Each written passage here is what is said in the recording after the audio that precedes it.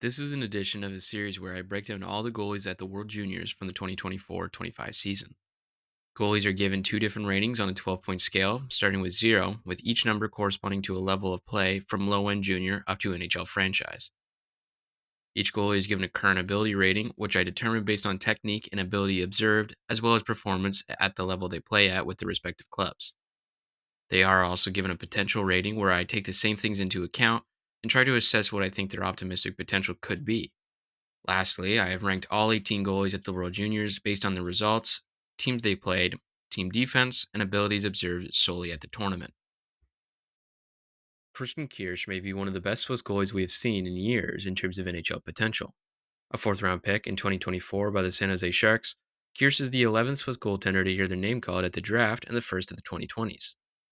While his numbers at the World Juniors this year haven't been staggering or even good, Kirsch has definitely made his fair share of highlight reels, for better or for worse.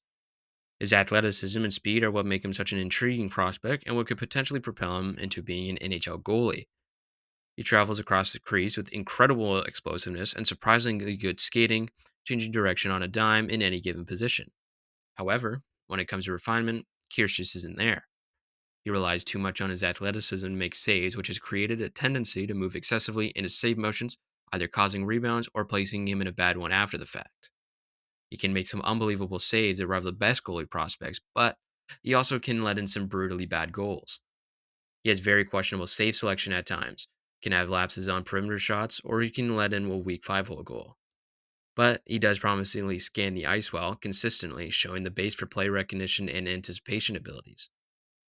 Playing for a team such as Switzerland is a big test, and it comes with a lot of difficulties.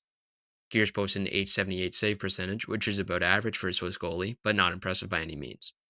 He struggled mightily against the USA after being pulled 12 minutes into the game, letting in 3 goals on 9 shots. However, his start versus Slovakia and his performance against a rolling Sweden in relief were very solid, with some weak goals against. Playing in the North American Hockey League, a relatively weaker junior league, it's harder to analyze just how good he is as of right now.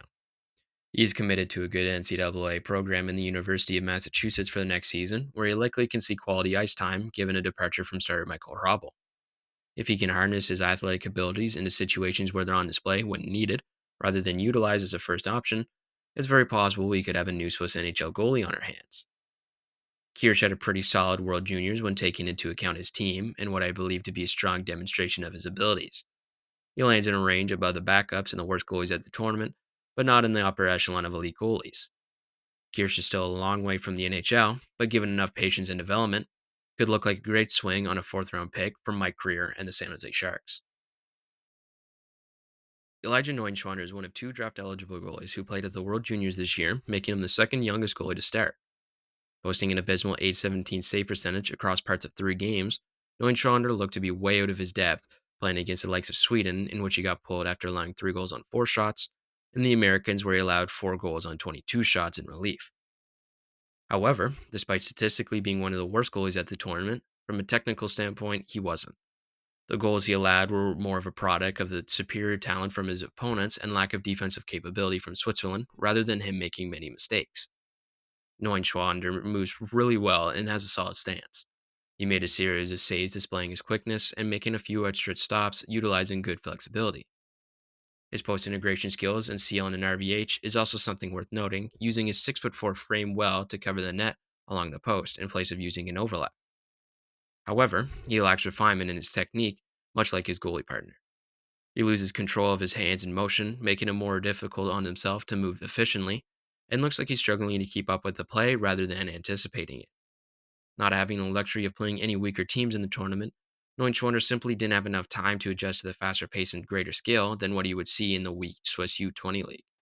Without seeing his league play, it is tough to project Neuenschwander, but he's likely at the very least to end up as respectable National League goalie, the top league in Switzerland, which also happens to be one of the best leagues in the world. To say that he's a prospective draft hopeful isn't way off base.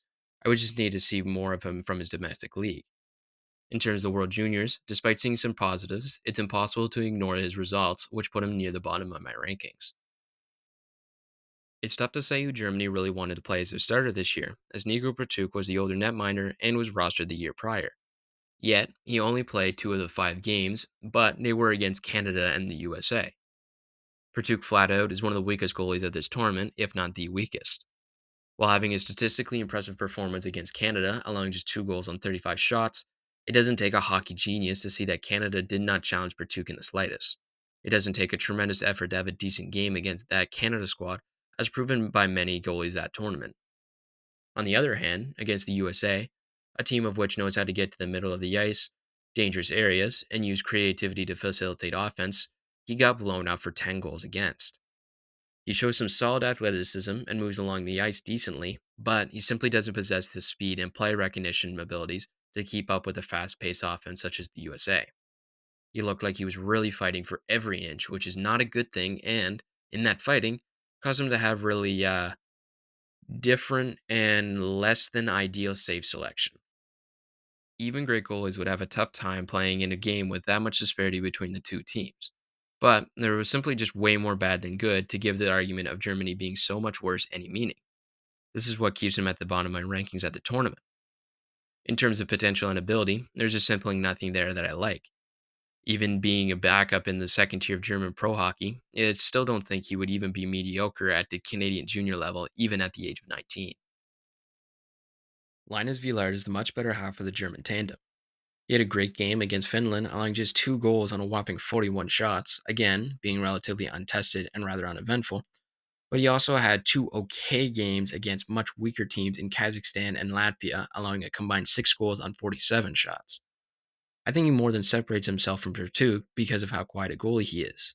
Simply put, he didn't make many noticeable mistakes in the tournament. He doesn't possess any noticeable weaknesses from what I saw. Only 1 goal he allowed was because of a genuine mistake where you could confidently pin the blame on him. The problem is that there also wasn't anything that really stood out with his play. He seems to be pretty good at most things, but he lacks any definable qualities. He has a very good stance and moves fluidly, but those aren't very uncommon, especially in elite tournaments such as this. His speed and footwork are probably his best skills, but at least in these few games, were not fully used to really display anything that suggests he has real potential. It's hard to judge his current ability, given him playing in a weak German U20 league that ridiculously doesn't even track save percentage. Yet, I believe if given the opportunity to play in the CHL, I would expect him to be at least a serviceable, potentially even being a decent starter. I'd be interested to watch him play at a higher level to see if he's challenged into showing any abilities he possesses. His rank, following a theme, was also difficult to discern, as visually he wasn't very impressive, but he was statistically phenomenal against Finland, kind of mediocre against 2 weak teams. Combining this with the awful German defense lands him just behind Kirsch solely because the Swiss goalie displayed much greater ability at the tournament than Viellard did.